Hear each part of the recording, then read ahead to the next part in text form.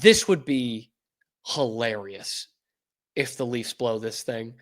And now it's going to a game 6. It's 3-2 after being 3-0. And it would be, in a way, a great exorcism for Bruins fans of a certain vintage, because all I could think about in this game last night was 2010 Bruins-Flyers. Not the first team to blow a 3-0 lead, not the last team to blow a 3-0 series lead, but was pretty embarrassing, obviously.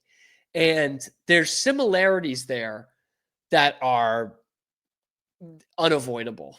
Okay, so the Bruins in game 4 against Philadelphia on the road in 2010, it was a back and forth game, and Philly's leading for most of the third period. And the Bruins score with under a minute left to tie the game and send it into overtime. But the Flyers win it in overtime. And you're like, all right, fine. It'll go to game 5. The Leafs against the Senators at game 4, the Senators were leading for most of the third. The Leafs score late. It wasn't the last minute, but it was, I want to say, like 3.5 minutes left. They tied the game. The Senators win it in overtime at home. And now it's like, okay, it'll just go to a game 5 here. The Leafs will get it done. In game 5 in 2010, the Bruins at home lay an egg. They lose it 4-0 at home. The Leafs go back home last night, and wouldn't you know, they lose 4-0. The similarities, man, it's too good to ignore right now. If the Sens win game 6 2-1 at home, like the Flyers did in 2010, we are setting up for one of the great hate watches of all time, one of the funniest hate watches of all time, because what made that Bruins blown 3-0 series lead so meme-tastic was that they had a 3-0 lead in game 7 at home, and they fucking blew it. It's one of my worst losses ever as a sports fan. Just absolutely gut-wrenching, rip your heart out, heartbreaking type of stuff. And it had been a long time. It had been 38 years since the Bruins had won the Cup, but it had not been 57. It had not been one series win in 20 years. Like the Leafs are going through right now. The Bruins did not have a generational kind of talent. They certainly didn't have this great core 4 with supreme talent that the Leafs have. But this is funny already, man. Like, if they lose this series, I think you've got to blow it up if you're Toronto. You just have to. You need this. This is purely psychological at this point. And that's where it really gets interesting for sports fans. This is clearly not a talent issue. They have plenty of talent. It is a mental thing. They're already inside their own heads. They might have already lost the series. And if they lose game 6, there's no way they're winning game 7. There's just not. The Panthers did that last year. They blew 3-0, got it to game 7, and won it. But this Leafs team does not have the mental fortitude that the Panthers have. Not even close. And you look at the Leafs top line with Matthews, Marner, and Matthew Nyes. In a 4-0 loss last night, all 3 of those guys were -4. All 3 of them, man. Tavares and Nylander, -3. How is that even possible? How do you have that many forwards on the ice that often? One of them was a shorthanded goal, and the Leafs put out 5 forwards on their power play. But Dylan Cozens gets his first, and this is, we are all Sens fans here. All of Canada is rooting for Ottawa outside of that pocket in Toronto. This would be unbelievable theater. One of the most epic chokes in the history of sports when you consider the context. This would be, I think, the 5th time. Am I right in that? The 5th time that it has happened, a blown 3-0 series lead, the most recently being the Sharks in 2013, if I'm not mistaken. But when you factor in the guys on this team, the talent that they have, the thing they've been tasked with, they've won 1 playoff series in 20 years. And this Matthews era, they've won 1 playoff series. I think they've already blown a 3-1 series lead. They always lose to game 7 to the Bruins. And my question to the Leafs is, what would your excuse be now? In fact, there's no excuse for the Leafs not even to not even make the finals. Okay? You needed to help. You needed to bolster your defense this year. You went out and you got 2 great trade deadline acquisitions in Brandon Tanev and Brandon Carlo. Like, you've got the defense now. Tanev's been great in this series. Carlo's been pretty damn good since he's come to the Leafs. He didn't have the goaltending. Anthony Stolarz has been awesome this year. You have the goaltending.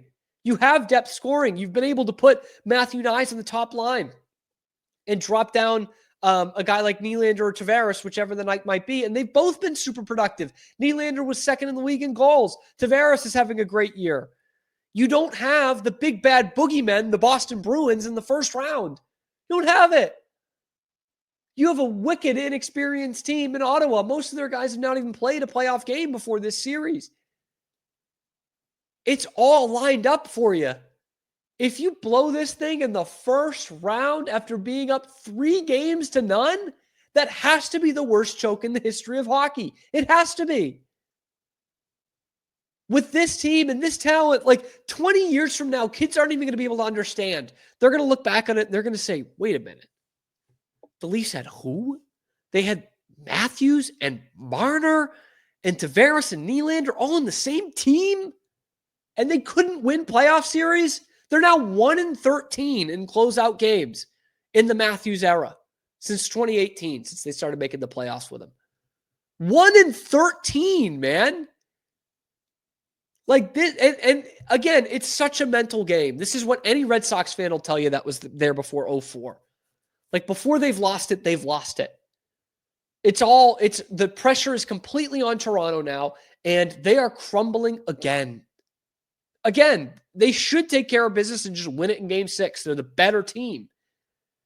But you best believe it's in their head now. It's the worst fishbowl, I mean, arguably in all of major North American professional sports, like Montreal and Toronto, and when it comes to hockey. That is unbelievable pressure, unfathomable pressure. That fishbowl that you're in, the most, arguably the most talented team in the league, the most talent-laden region in the world when it comes to producing professional hockey players, and one of the most diehard fan bases of any sports team on the planet. And it's been, by the way, 58 years since they've won the Stanley Cup. I don't know if you guys knew that. It's been a long time.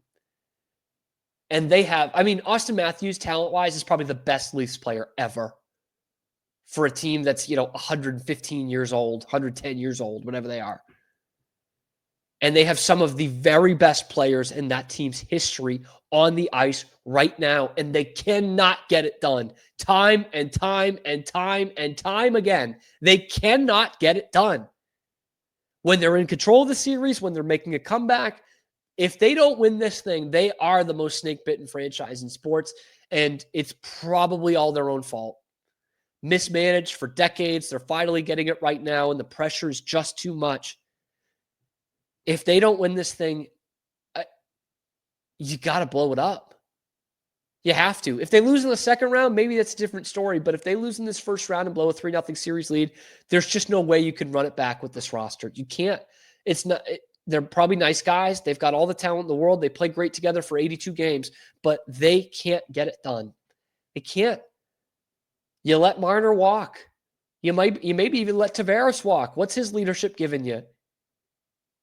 Matthews, I think if they don't win this series, you've got to have a real conversation about Matthews not being the least clutch superstar in all of sports. Like, people say it about Tatum because he doesn't hit enough game-winning shots for the Celtics, even though he's got more game-winning shots than basically anyone the last 25 years, and he's got a championship ring. Auston Matthews has won 1 playoff series. And at worst, he's like the 3rd or 4th best player in the world. Like, any discussion of the best players on the planet, it's McDavid, McKinnon, and Auston Matthews. We are teetering on the brink of an all-time collapse, and it looks a lot like the one the Bruins had in 2010. And to link it back to Boston, Brady Tkachuk, BU Terrier, whose dad, of course, Massachusetts legend, Big Walt, Keith Tkachuk, a lot of Massachusetts ties. Brady Tkachuk said, I watched the Red Sox documentary. that is giving me the motivation here.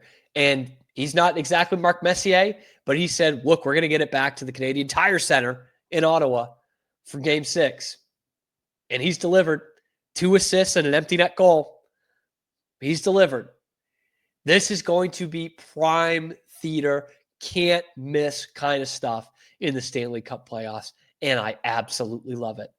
So let me know what you guys think. Are the Leafs going to blow it? Drop it down in the comments below. If they do, is this the worst choke in the history of hockey? Let me know in the comments below. Be sure to like the video, subscribe to the channel. You can find us on YouTube live every weekday at high noon Eastern time, and then wherever you get your podcasts as well. I'm Cam Stewart. Zach Burke keeps us on the air. Check out the other videos on the channel, talking hockey and everything else going on in Boston sports, or just the demise of our least favorite teams.